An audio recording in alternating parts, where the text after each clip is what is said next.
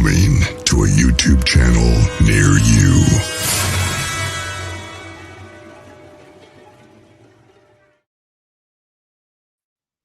Hey, hello everybody. How you doing? This is Althea and welcome to Spiritual Street Talk with Althea Jacob. Well, I will tell you 10 minutes ago, I wasn't sure I was going to be having a show. So I just happened to check my email and I saw the link came through. As you know, most of you know, Grizz had some medical issues a few weeks back, and he and Mary have been working real hard to do some good healing work and get things going. And I just wasn't sure how long it would be until we'd be able to have our show again. And I just kind of left it in the hands of the fates, so to speak. And when I checked it about a half hour ago, there was no link. So I said, okay, I'm not going to pressure anybody, because I'm just so filled with gratitude for both Chris and for Mary, for all they do for us. And, right now they're healing up and getting stronger and trying to get things organized. So I didn't want to put any pressure and say, hey, what's happening with the show tonight? I thought, well, if I get the link, I'll do it. So I was just sitting there finishing up a little supper. And then I saw the link come through and I'm like, oh, I'm doing a show tonight. So forgive the a little less polished look than I normally have with no makeup, no jewelry. This is the real me. And, that's okay. There are times in life when we're just the real us, right? We don't have time to do all the fancy stuff. And I think that's important to know that that's okay. That we do the best we can with what we have. So for those of you who are just joining the show and tuning in for the first time, the format of this show is typically the first few minutes, I share some thoughts about what's been on my mind and heart for the week. And then, or since the last time we did a show. And then after that, what I typically do is I've already said a little prayer, and I chose some cards from Spirit for messages from our guides and angels. And it's really amazing how it works, because it doesn't matter whether you are tuned in live tonight or whether you are tuning in tomorrow, next week, or even next year. When you hear the messages that come through from Spirit on this show, whenever it is that you're watching or listening to it, there's going to be a part of some of these messages that are going to go ding, ding, ding. That one was for me. And so I don't know how or why it works in the magic of the wonderful universe that we have, but it happens all the time. And it's pretty cool, I think. So then after I'm done with those messages, I typically will open up the comment field is on right now. So if there is somebody who has a question or a comment or an area that you want me to focus on, or you have a question or a dialogue that you want to start with the group or whoever's ever on, all you need to do is put that in caps in the comment, and then I will gladly respond to that and see what it is that I can do to help answer those questions or talk about whatever that topic is. So when I was thinking about my show earlier today, there's actually a couple things that came to mind that have been coming up lately. So one of the issues for me personally over the last few weeks has been some neurological stuff happening where I was getting some numbness and some pain and some lack of mobility in my arms and my hands. Now, as somebody who lives alone and who is a go-getter and responsible for my own fate here, so to speak, as well as taking care of my dog, that was very scary. And when you're dealing, if anybody is dealing with chronic pain, a lot of times it makes it difficult to sleep. And then, you're a little cranky and you're like, well, I like to be an optimistic, positive person. And I'm like, I caught myself just not being exactly true to that part of myself that I hold up as the standard that I want to have for myself, to be the best possible version of myself that I can be. So when I went to a couple different doctors, and there were some really scary things that it could have been. And when I went to my primary doctor, he said, well, some of the things you're describing with the burning pain, and a lot of it's very nerve related. He said, and it was also on the same side that I had shingles several years ago. He said, you've been under a lot of stress lately. And he said, maybe it's that shingles virus trying to come on out again. And prior to coming out in any of the splotches or patches that are those like old, chicken pox on steroids that a lot of people have, and that I had when I had shingles years ago. He said sometimes they attack the nerves and some of the same areas. And so I just started a medicine yesterday. And I could say even after one night on that medicine, it seemed to be helping a little bit. So fingers crossed on that. But it just got me thinking a couple things. First, when I went to go pick up that medicine, the pharmacy said, oh, it's $200 and it's for 30 pills. It was twice a day for 15 days. No, sorry. That particular one was twice a day for 10 days. And I'm thinking, $200 for 20 pills? That's insane to me, right? And then I also said, but wait a minute, I have insurance. Why am I not just getting charged the copay? And they said, oh, well, because you didn't get a pre-approval. I said, a pre-approval for a drug? This is my doctor called in this drug. And it's like, why would I need a pre-approval when a doctor prescribes a drug? So that's got me thinking, like, this is insane. So then fortunately I have GoodRx, the gold membership. I had got that years ago before I got the current healthcare insurance I have. And they said, oh, let me look that up. Oh, it'll be $13. I was like, okay, this is just wacky. First of all, with insurance, it was going to be $200 because didn't get it cleared ahead of time. And then with this card, it's okay, well, that's fine, all the way down to 13. But it's like, what kind of profits are these companies charging that they can, so that got me thinking a lot about medical stuff. And I saw a commercial for a particular drug that was totally designed to deal with a side effect of a depression drug, the side effects of a depression drug or anti-anxiety drug. So I'm like, wait a minute, let me get this right. So there's this whole new industry of drugs that have come out to deal with the side effects from this anxiety medication. But one of the side effects of this other drug, newer drug, was potentially to cause depression and suicidal thoughts. And I'm like, wait a minute, which means they need to take more of that first drug, which is creating the side effects, meaning they need to take more of the second drug. And I was like, wait, why are we creating drugs to deal with the side effects of other drugs versus trying to find better ways to heal people and address the root cause so they don't need the first drug in the first place? So those are the kind of things that I was thinking about this week. That's just how wild and crazy things are. And I happen to have gotten my current health care from the marketplace.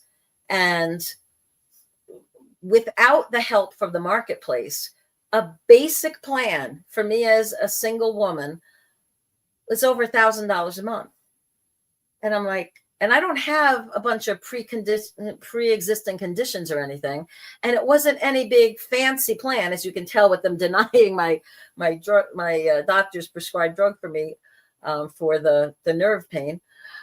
So I'm like, what's going on here? It's crazy that high. And according to some of the lawmakers, what's going to happen soon is those prices are going to go up because some of the subsidies are going to be slashed or go away. And so I'm like, how is it that we live in a country, one of the wealthiest in the world, and yet our citizens don't have affordable health care?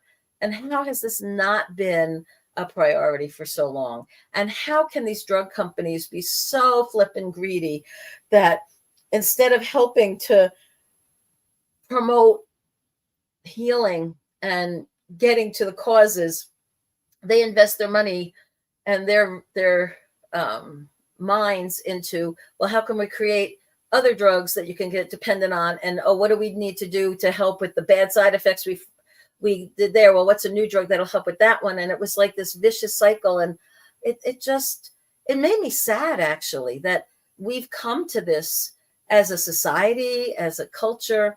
And I've been very blessed to have traveled around the world. And I've been to maybe 30 countries around the world, maybe a little more, and most of the states in the US.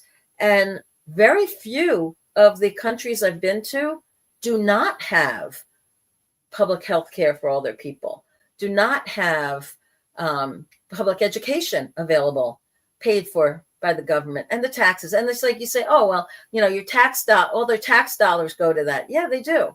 But some of the European countries, they not only have their free health care, free education through college, free education, free, once you retire and you get to retirement age, their Social Security is actually something that you can live a good life on, not just have something that you wonder, like, how the heck can I even pay my main bills on with just the little bit we get out of Social Security here. And they also get, I believe most of the countries there get anywhere from 6 to 8 weeks of paid vacation each year. So they have this wonderful quality of life. And now you would think that they pay taxes, 10, 20 times what we pay in order to provide all those benefits to their citizens, but they don't. It's really not a lot more than what we pay.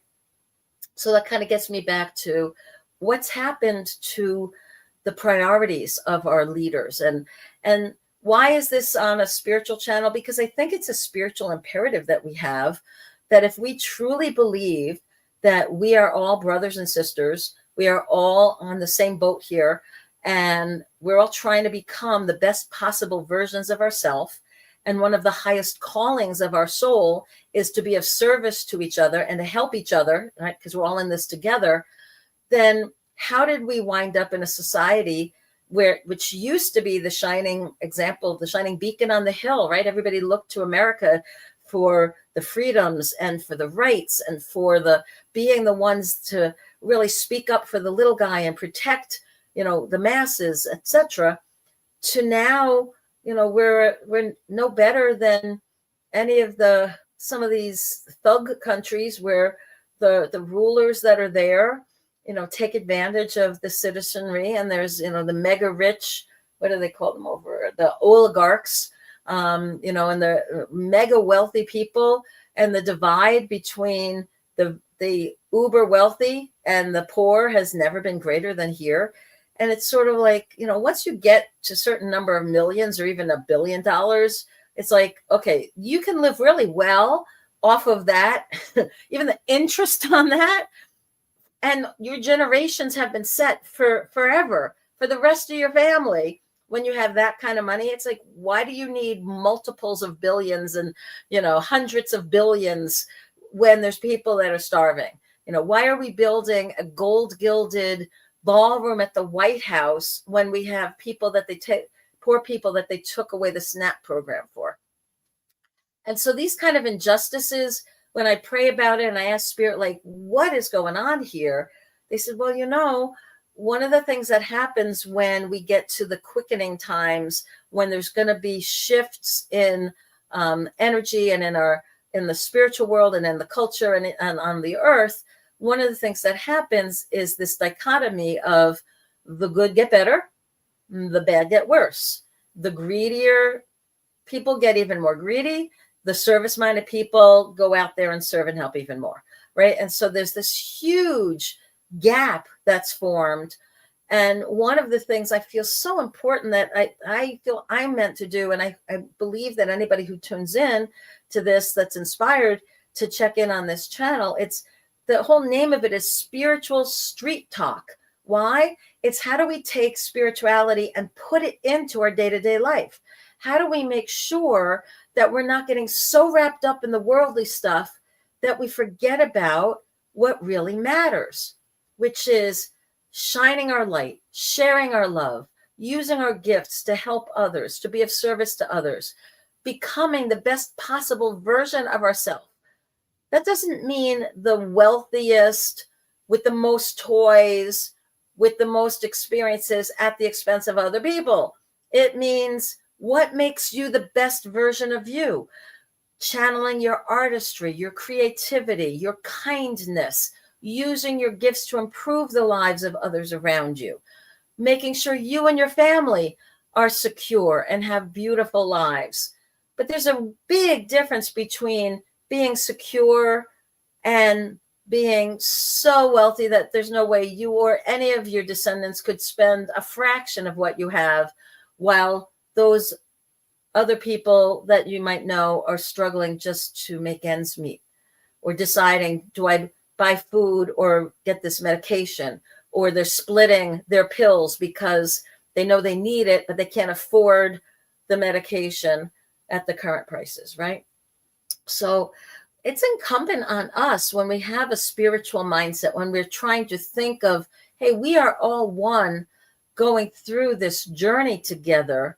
How can we inspire those that are powerful to use their power and their wealth benevolently to help others, to inspire others, to lift up those that are struggling in any way? And how do we inspire people that are really struggling to better themselves so they can become more resilient and self-sufficient and start to use their gifts to feel joy and a better quality of their life? So these are the kinds of things that go through my mind a lot. Okay, so that's sort of what's been on my mind there. It's also the beginning of the Christmas season. And, I hope everyone had a wonderful and blessed Thanksgiving. I really missed doing the show the last few weeks, so I'm glad to be on tonight. And the plan is to have, to continue through. I probably will not do a show on Christmas Day itself, although you never know. I guess we'll see what happens when we get closer. I may or may not. It really depends if I'm at a friend's house or not for the holiday. But, the holidays can be a challenge, right? There's so many traditions. And on top of already very stressed and busy schedules, we add in I have to do the holiday cards and the baking and the decorating and the shopping and the wrapping and, all of the things that we have as our traditions. Maybe it's caroling. Maybe it's, going to perform in a concert or going to watch beautiful Christmas concerts to get in the spirit and the mood of things, right? So we have all of this going on, and it can be really overwhelming. We can have emotional stuff happening. It's still a hard time of year for me. This is now is it second? Yeah, this will be the second Christmas since I've been divorced. And it's really hard because I remember all the fun and amazing traditions I had with my husband, as well as missing my family of origin, my mom, my dad, my brother, and all of the great traditions we had. They're all on the other side of the veil. They've been there for a while. But I still remember a lot of the great Christmas traditions we had at home and with our families back east. And so it's kind of weird, when you're in a different life position. There's a lot of people out there that are feeling lonely, overwhelmed. And one of the things that we need to do is help to be a source of joy. Give people and yourself permission, like if it's overwhelming and it's not bringing you joy, but it's adding more stress, give yourself permission to do it less, to delegate it, or don't do it. It's like, maybe you don't need to put up every single Christmas decoration that you have in your basement and bring it up and put everything else away. Maybe you just bring up the 3 or 4 favorite ones that bring you the most joy, and you put those someplace where you're going to see them every day, right? Maybe it's too cold now to put out the outside lights. So instead of trying to think like, oh my God, how am I ever going to get out there in sub-zero weather and put out my Christmas lights? Maybe you just put them on the inside around the window so they can still be seen from the outside, but you're being kinder to yourself. So that sort of brainstorming on how can I still do the spiritual things that bring me joy, but don't overwhelm me.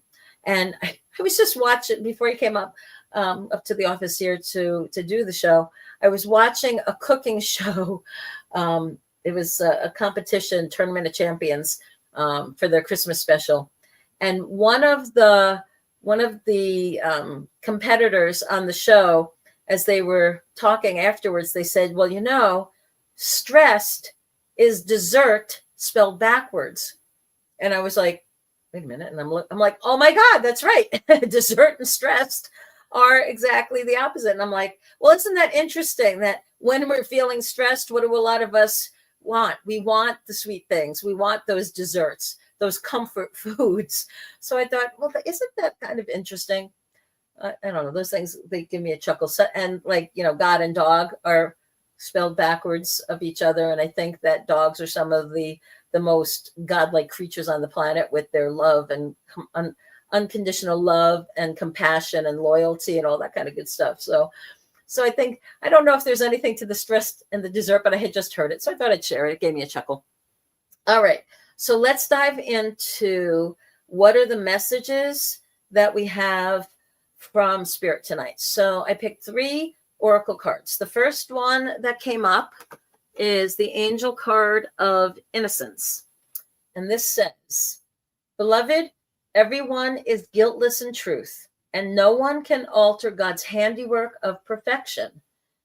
Give over your feelings of heaviness so we can lighten your load. Give us, your angels, any guilt, anger, or blame that might shroud your loving outlook. Enjoy the peace within your heart once more. Okay, so enjoying the peace within your heart once more.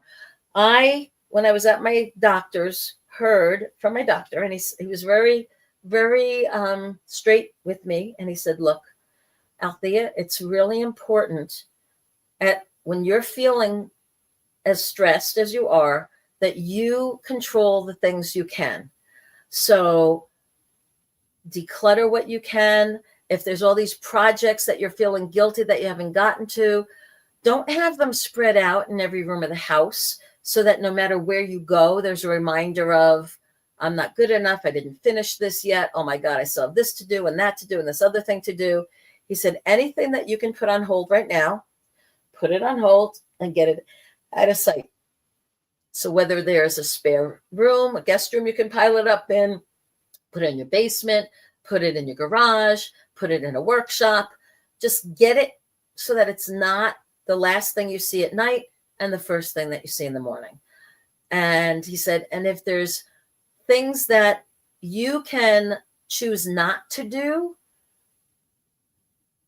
and not put that extra pressure on yourself that, oh, I have to get this done, do that.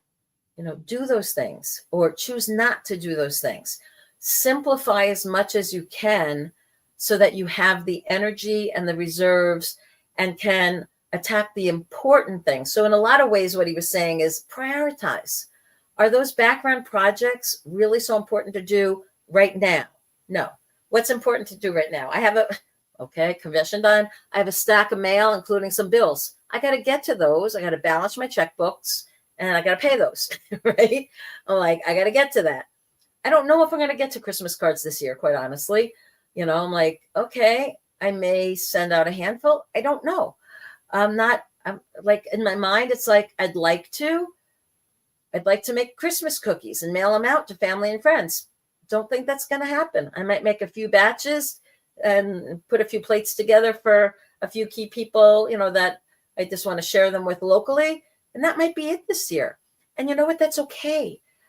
In past years, like my gold standard was here, and I would mail out 100 different packages to friends and family all over the country. And I'm like, I'm not up to doing that this year. I'm just not. Between the physical, medical stuff going on for me and just the overwhelm of other projects and things that I have to get done, I'm like, yeah, you know what? Why add that extra pressure? And I think Spirit really wants us to enjoy the beauty of the season. Tonight, as soon as I'm done the show, I'm going over to the Church of the Nativity over in Green Bay for rehearsal for a Christmas concert that I'm singing in on Saturday.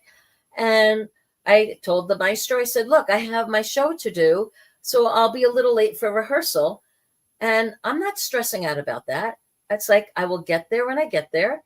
And, that's how I go. Oh, welcome. Welcome. We have somebody new. Hi, Rose. And she's here for the first time. So Rose, I've gone through a little bit about what the show is. I'm at the point right now where I'm going through different messages from Spirit. So the first one was about innocence. The next angel card we got is the card of acceptance. And isn't that an important theme to have at this time of year? Acceptance means unconditional love. Our angels remind us to accept everyone exactly as they are without judging them, without blaming them, or without wanting to change them. When we totally accept, when you are totally accepting, you bear no malice or enmity towards anyone or anything. Harmlessness through acceptance is a high state of being. And this is a difficult quality for many of us to embrace, for it is a divine quality. Nevertheless, our angels are drawing it to our attention now. We are also asked to accept ourselves. When we truly do so, we feel centered and confident that the divine, our divine self, is being revealed.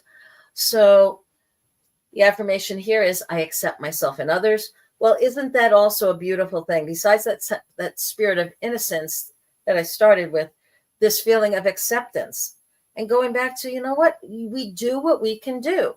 We do the best we can. None of us are perfect. And this is an ever quickening, changing, challenging world. And so we just do the best we can. And you know if you've done your best. I know if I've done my best. I know if I'm being a slug or whether I'm kicking it and really getting it, giving it my best shot, or if I'm somewhere in between. And there's some days where I'm feeling good and healthy and strong, and I kick butt and I get a ton done. And then typically, honestly, what'll happen is the next day or two or three, I'm like, what was I thinking? Because I overdid it. So a big lesson for me during this season of my life is about balance and about making sure I'm still taking care of myself as I am going through my day. And then I'm not piling on and doing things that are too much, or actually trying to do too much on my own, right? There are things that I can do, and there are things that it's important to ask for help. Oh, and Rose is tuning in from Dublin. Well, that's exciting. Well, welcome. And as most people know who've tuned in, I'm in Wisconsin, and we have our first minus 13-degree wind chill today. It's definitely winter here in Wisconsin, and good time to hunker down. Okay, the next oracle card that I got was the card of past lives. And this says, past life power and wisdom are coming into you. Channel information and imagine you are role-playing the different characters that have the qualities you need.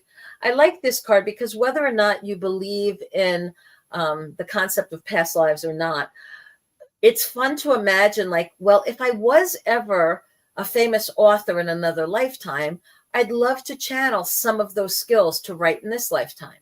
Or if I was ever a great scientist in another lifetime, or if I was a really great mom or a really great dad in a different lifetime, let me bring some of that wisdom and those positive traits into how I'm interacting with people now. And so we can imagine pretty much what are the qualities and traits that we would want or need, and try to imagine calling them from a different part of our soul or a different part of our spirit.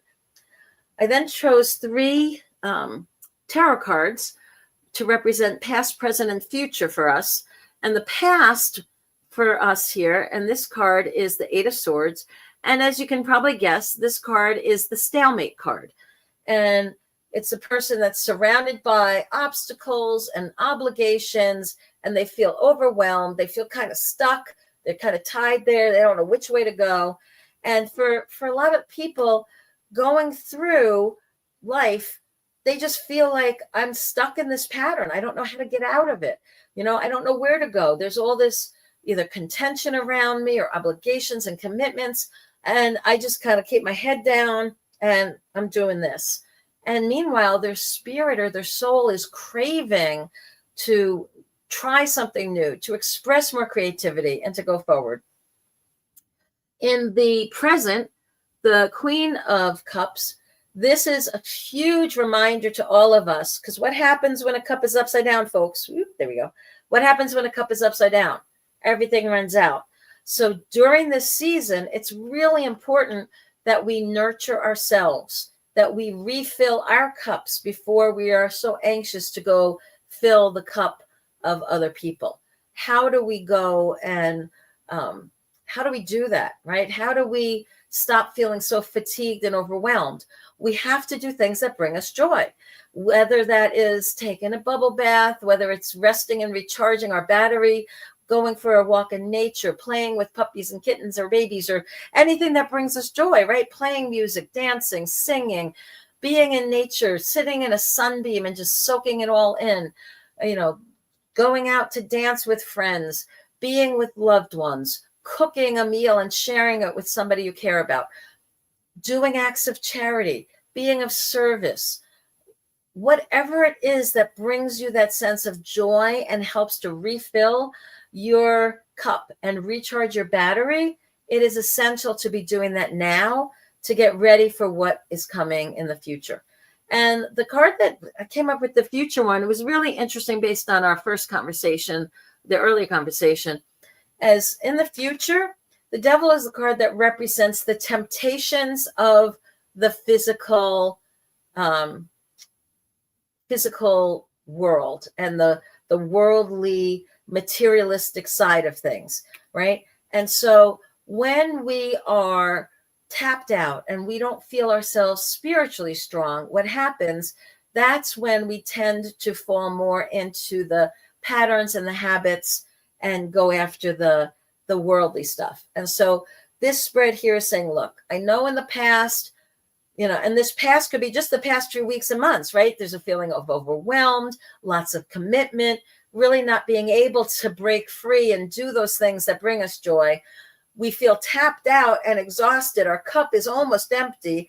And then it's up to us to turn that around and say, no. I will not give in to the worldliness of this Christmas season in particular. Why? Because Christmas was meant to be a spiritual season. It became very materialistic over the years.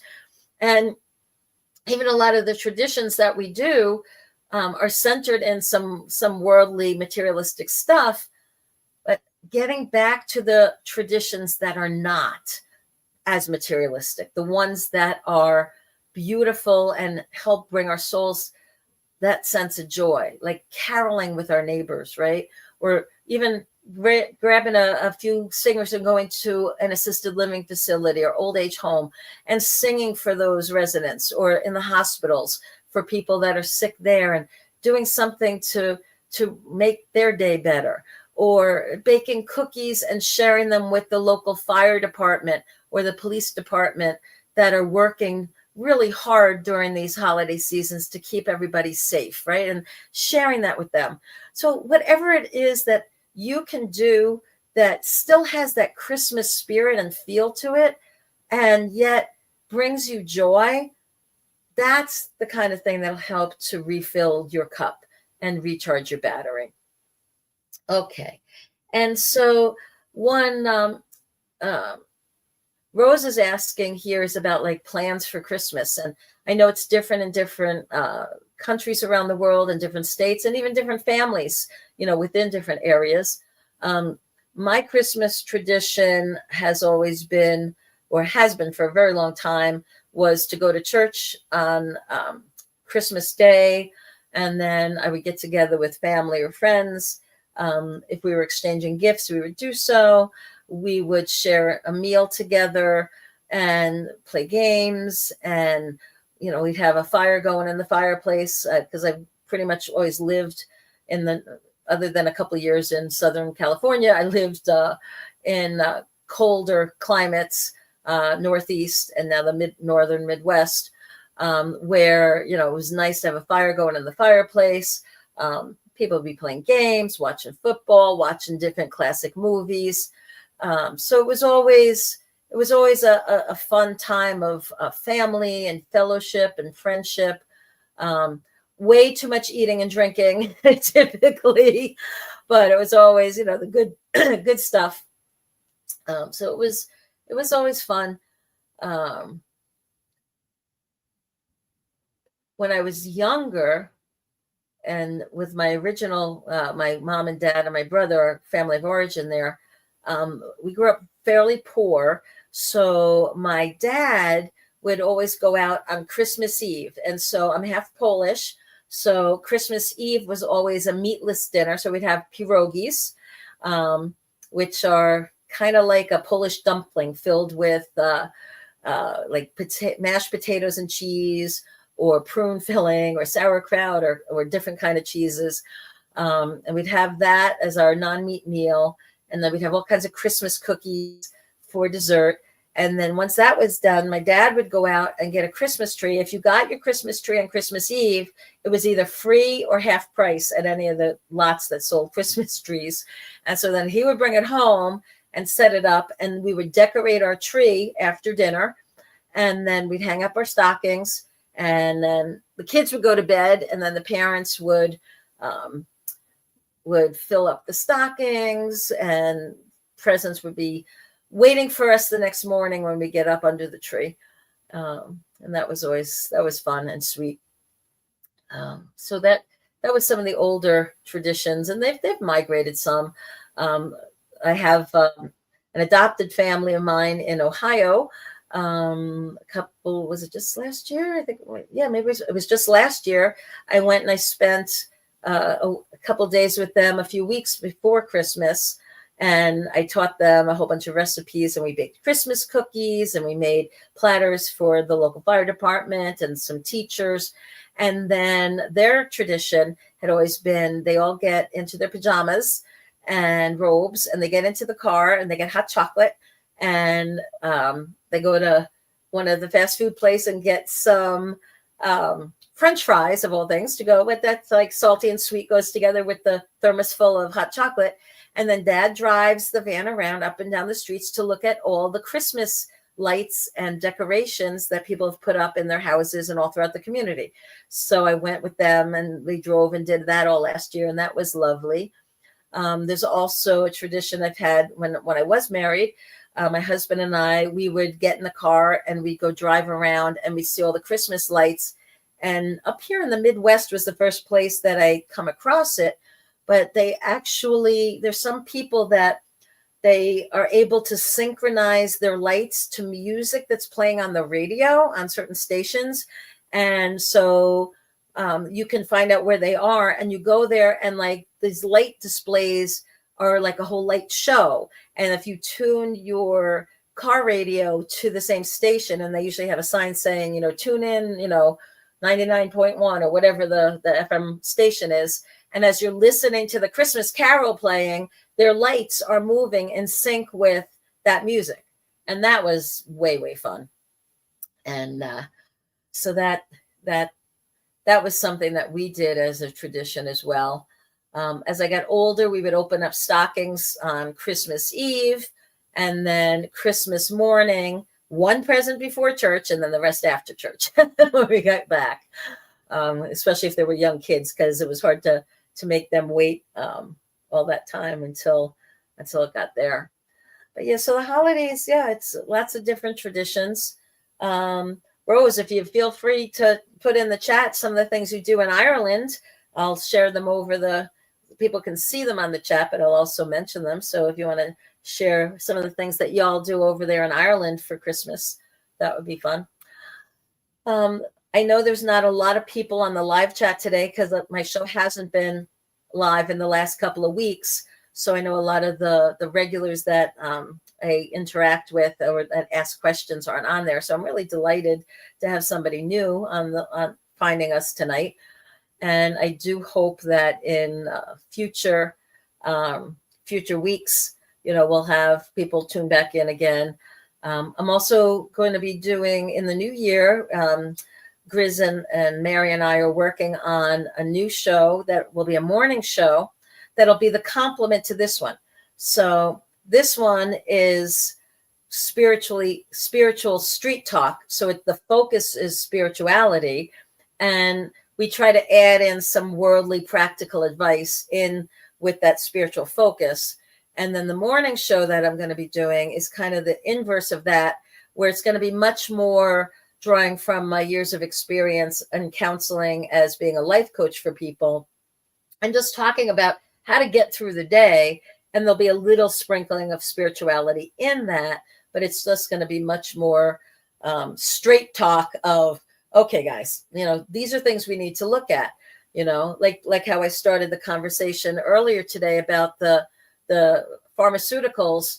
It's like, if you're taking one drug to deal with the side effects for a different drug that you're taking, maybe you need to step back and say, what was the cause of me having to take this first drug? And why don't I work on that and see if I can get myself off of these medications instead of just adding more to the mix, right? Taking a little bit of a creative approach to our own health. I think one of the things that's happened a lot, especially here in America, I know it's not as much overseas because I lived in Europe for a couple of years, but I know we tend to be much more reactive and like let's treat the symptoms and try to make the symptoms go away. That's kind of our first look at things versus, what's the cause of this? And maybe I need to look at that. So for example, for a while, I was having a lot of indigestion issues. And so I would take the Tums, or I would even, the Pepsid and the different, even at Costco, there's like this equivalent of some kind of antacid acid controller you can take. So, you don't get all that stuff afterwards. And after a while, I said, wait a minute. If I have this chronic indigestion, I must not be eating the right foods for my body. And then somebody was telling me about a book called Eat Right for Your Blood Type. And sure enough, I get that book and I look up my blood type and I'm like, oh, more than half of the things I was eating, and they were not bad foods, but it was still foods that, according to Eating Right for Your Blood Type, were not good for my digestion. For my blood type, it was hard to digest. And so I was like, okay, instead of taking Pepto-Bismol or eating Tums or taking these acid controllers, why don't I just eat the foods that don't cause the stomach upset, right? And I see the ads on TV. It's like, oh, eat your pizzas, eat your spicy foods, yeah, and then take your Pepto-Bismol. And it's like, well, maybe not everybody should be eating pizza all the time or spicy foods, right? If it's making yourself so sick that you need to take medicine, maybe we should take that ownership and responsibility back and say, wait, I need to look at the cause of this. Can I really not eat this kind of food? And maybe it's not, you can't eat it ever, but maybe you just shouldn't be eating it, several times a week or several times a day. So anyway, it's like people that are, I have a friend who is lactose intolerant, and he didn't want to give up dairy, right? He didn't want to stop eating cheese. And for a while, he walked around with packets of these little tablets that whenever he was going to have dairy and eat a pizza or eat the cheese, he would have to take this pill. And then it finally got to a point, he said, what am I doing? Do I really need this? And then he found out that it wasn't all cheese. It was just dairy from cows. So if he ate goat cheese or sheep cheese, it didn't have the same effect because it had different enzymes to it. So anyway, my point here is, guys, instead of being a culture spiritually where we look for the Band-Aids, where we look for the how do I treat this symptom to make my symptom go away, we really would benefit from evaluating what is causing this and what can I do to change so I'm no longer contributing to the cause. And now, granted, there's some illnesses and things like your eating behaviors or your day-to-day behaviors have minimal impact on it. But there's many, many, many, many conditions that are out there medically that what we eat or drink and our lifestyle absolutely has an impact. And looking at that and making choices about that matter. Okay, so Rose is sharing with us. So she says, so for Christmas, I see my family for Christmas Day, and they like to eat ham and broccoli, carrots and peas, and then fruit salad with cream. They also play cards, and they go for a Christmas walk in the evening, and they also do send a letter too. So that sounds really sweet. That sounds very similar in a lot of ways. And that's the other thing, you know, when you think about spirituality, and especially during this Christmas season, aren't most people down deep very similar? What do we want for our families? We want us to have a home that we feel safe in, warm bed to sleep in at night, good food to eat, family and friends to share those moments with, safety to be able to take a walk or play a game or enjoy the simple pleasures of life together. You know, that's so much what it's about. And you can look at almost every nation around this world of ours, and it's very similar of what we want for ourselves and for our families. And the world would be so much better if we could all just think of that peace and harmony and the love that we share and the energy that we put out there. You know, I know lately there's been an awful lot talking about the interdimensional beings and the UAPs and all of, you know, the different governments around the world all releasing their files on all the encounters that have happened over the last 100 years. And, you know, some of them are redacted and not all of them are let out. But there is this sense of, hey, you know what, guys, we are not alone in the universe. And there's been proof of that now. And there's going to be even more proof in the coming years that becomes public knowledge. And so if we can't, as humanity, come together to love each other, to live in peace and harmony, to see the benefits and the goodness of each other and the similarities of, yeah, you know, when it comes down to it, we just want our families to be safe and happy, to have our needs met. What is that? Housing, food, shelter, education, opportunities to use and develop our gifts and our knowledge, our creativity, you know, to have the best experiences possible wherever we live, right? We share that. That is a human trait, right? So if we can't come together as humanity, how in the world would we ever fit in with a universal, you know, be members of a universal community?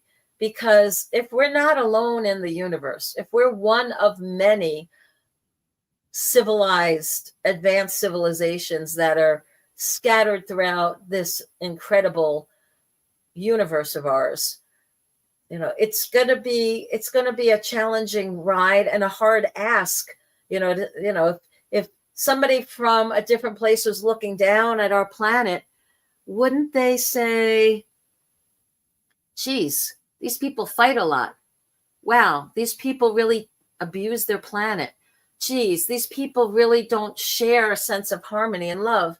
And for those of us that we want to change that, we want that to be a positive thing, we can, in our prayers and in our meditations and in our energy, we can send love out from our heart to all of the beings on our planet, to all the people.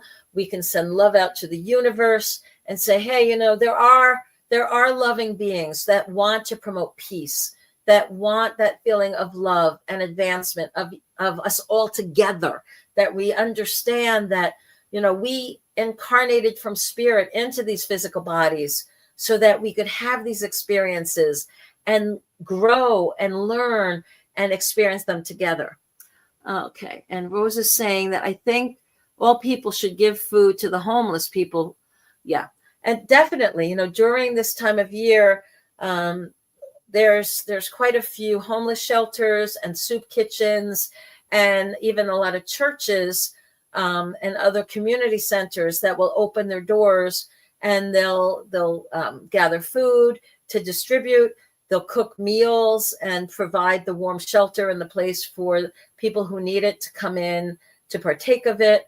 One other tradition that we used to do, I forgot to share this one, Rose, was we used to, once we got a little bit more financially secure, we would buy small turkeys and creamery sauce and stuffing and green beans and the fixings to make a holiday meal. And we would deliver them anonymously to different families in need in the community. We just kind of sneak up and put it on their doorstep or ring their bell or give it to the pastor to give to that particular family for that community or to the local minister. And there's a lot of people that do that as well. So there's certainly, this is the spirit of giving and the light that is present during this Christmas season. And there's not a mistake that this is a time when there is Hanukkah, which is the season of lights, where there is Kwanzaa, which also has to do with some lights, Christmas, which is the star of Bethlehem and the light coming into the world through Christ and what he does for Christians. This is a time, it used to also be a pagan holiday, a Festivus, where the light, and the stars and the whole change of season. And I apologize to my pagan friends that I'm not as knowledgeable, but I do know that this is also a big celebratory time for a lot of our pagan brothers and sisters. And so this is a time of year where quite a few cultures all come together to share light and love and vibration, coming together and to celebrate whatever we can as humans going through this journey of ours. So think about that, the spirit of Christmas and giving, and whether it's the giving to the Salvation Army bucket, and the people, the bell ringers, they call them here, whether there is even the kindness of letting somebody have the parking space that you were going to get, helping a handicapped person, let them have the little scooter, to get them through the store. You're on it because you're tired. They're on it because they have to walk with a cane or a brace or a wheelchair, right? So it's like doing those acts of kindness, which we like to do, especially during the holiday season. Let's try to stretch out that season and do those things more all throughout the year, not just for the few weeks of Advent before Christmas or around those holidays, right? What if we tried to hold on to that Christmas spirit, this holiday spirit, all through the year, so that when we look at a brother and sister, we don't judge them, we love them. We ask ourselves, what can I do to bring joy to them, to add peace and harmony into their life and into their world? How can I use my gifts and share my toys so that maybe they can play and have some too, right? So I really would like to end today's show with that challenge. Oh, hold on. I have another comment here from Rose, and she says she lives in Dublin and there's a bird flu. Oh, and no one's eating turkey. Oh, no. Okay, sorry to hear that. Well, our substitute here on the holidays, sometimes people do quail or duck or goose, or if you don't want any of the bird stuff, you can do ham. Some my Italian friends make lasagna for Christmas, so whatever you can do that brings you a little bit of joy and keeps everybody safe. And again, it's not so much about the food as it is the preparing the food together and the sharing of the food together, rather than what the actual content of the meal is, right? There's lots of traditions, but if traditions have to change, we adapt, right? We're resilient. What's the point? The point is being with those that you love and sharing those healthy and some of the not so healthy treats that we have during the holidays. So as I'm winding up this episode, what I'd like to really encourage everybody to do during this season, first and foremost, is be unconditionally loving and kind to yourself. Recharge your batteries, refuel yourself with the things that bring you love and joy. Take things off of your plate. Those to-do lists of things that are just overwhelming you. Take a true step back and be objective and try to figure out, what can I put on hold for now? If you're feeling overwhelmed, be proactive and say, you know what? I really don't have to do this and this and this. Here's my priority list. Here's the absolute things I have to do. Here's the things I can do. Let me ask for some help. Let me delegate. Do the things that we can do to make it better and easier. Then once we have our lives feeling a little more balanced and we're feeling our cup a little fuller, share your cup with others, right? Shine your light, share your love, share your gifts, become the best possible version of yourself, and be out there in the world sharing kindness, making positive impacts on the lives of others. You might not have the money to buy people gifts, don't have the time to bake them the cookies and do other homespunny things, but you can share a kind word. You can help to ease a burden.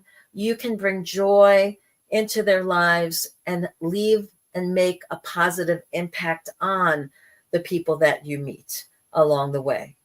And so if you keep that in mind, it'll help us, everybody, get through the holiday season with more grace, with more playfulness, with more joy, and with love.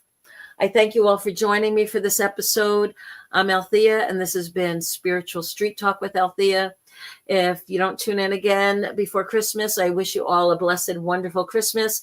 I hope to be back next week, next Thursday, which is going to be the 11th of December. Please do tell your friends. Tune in, 7:00 p.m. Eastern Time in the U.S. Thank you so much for my European friends for tuning in. It must be really late at night, but God bless you for tuning in. Have a wonderful week, y'all. I love you. Take care and go out there and do good things in the world. Bye now.